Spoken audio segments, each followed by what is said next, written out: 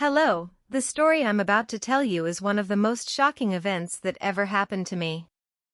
I got stuck in an elevator with a stranger in an office building in Chicago, and everything took a much different turn than I could have ever imagined. My name is Emily. That evening, I worked late at the office, struggling with my tasks on my computer.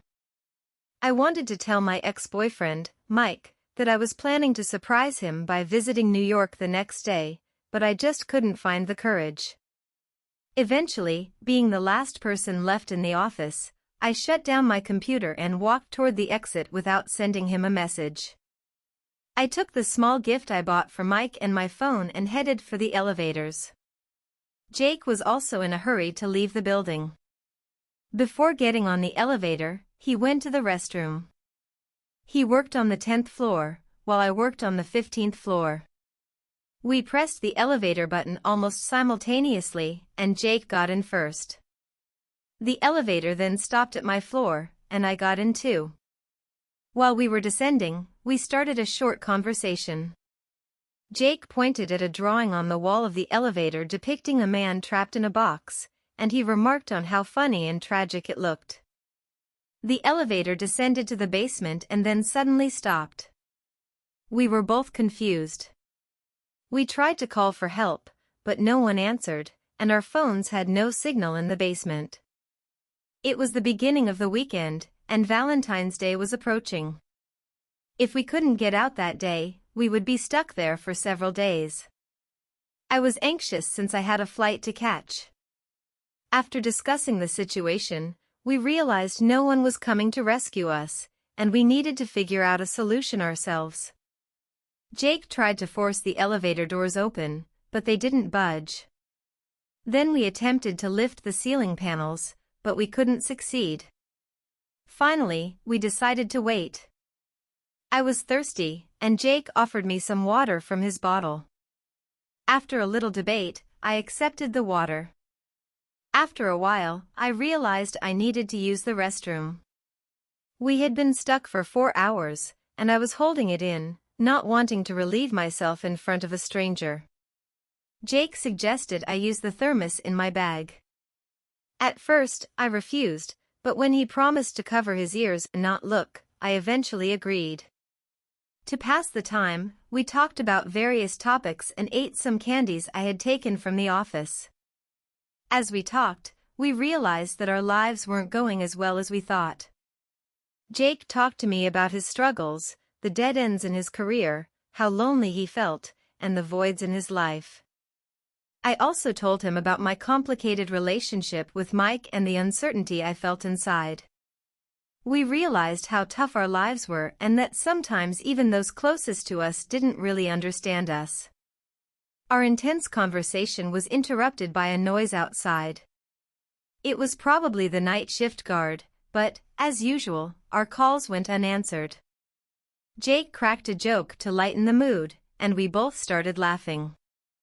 The drawing he made at that moment was really good, while my drawing portrayed him in a very caricature-like way, with a bottle in his hand. I wanted to make a joke about it but was afraid of offending him. Instead, he found the caricature amusing.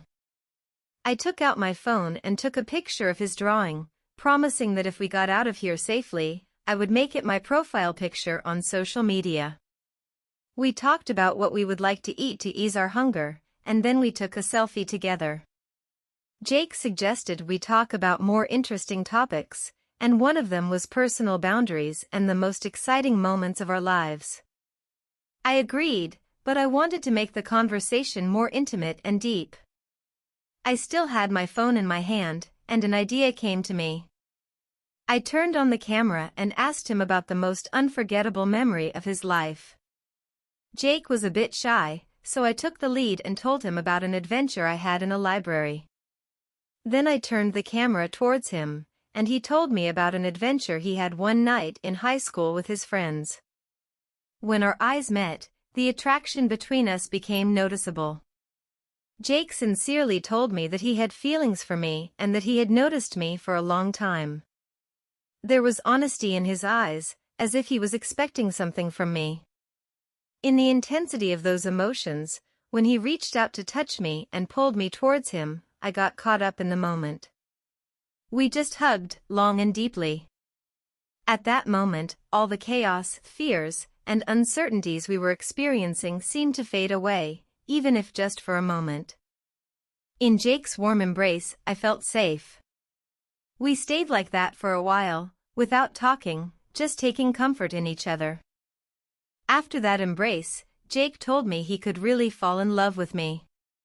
There was a glimmer of hope in his eyes, as if he was expecting something from me. But at that moment, something inside me froze. Instinctively, I pulled away, my words became cold, and my demeanor became distant. He asked what was wrong, and I felt it was time to be honest. I confessed to him that I was planning to go to New York to see my ex. I told him that I still loved him and wanted to try to rebuild our relationship. I explained that what happened between us was just a moment of closeness, a fleeting story. I saw the pain on his face, he was clearly hurt. He looked at me for a long time, took a deep breath, and then spoke in a shaky but determined voice. Jake also confessed that our encounter in the elevator was no coincidence. He told me his real name wasn't even Jake, that he was just an ordinary security guard, and his real name was Jack. He had been watching me for weeks and dreaming of getting to know me. He thought he wouldn't catch my attention as an ordinary security guard, so he planned this accident in the elevator. Hearing this confession, I felt mixed emotions inside. I felt both anger and a hint of pity. I felt trapped, but at the same time, Jack's desperation and loneliness touched me. After this revelation, a cold silence fell between us. The intense emotions between us, along with everything that had happened, had worn us out. We sat quietly in the elevator for a long time, lost in our thoughts. There was sadness in Jack's eyes, and I couldn't help but feel sorry for him. No matter how wrong what he did was, I could see that he was also in need of love and attention. However, I had nothing to offer him. I still had feelings for my ex, and because of that, it was impossible for me to take a step towards Jack. Eventually, the elevator started moving again with a loud noise. We both looked at each other in surprise. When the doors opened, the hopeless expression on Jack's face affected me deeply. I wished him well and stepped out of the elevator. Jack also stepped out slowly behind me. At that moment, we both knew our lives were going in different directions and that this was just a brief moment in time. When I looked back, there was still hope and sadness in Jack's eyes. But I had to continue on my own path. With a sense of melancholy inside, I left the building and disappeared into the night. This moment had left an indelible mark on my life, filled with both sorrow and a touch of understanding.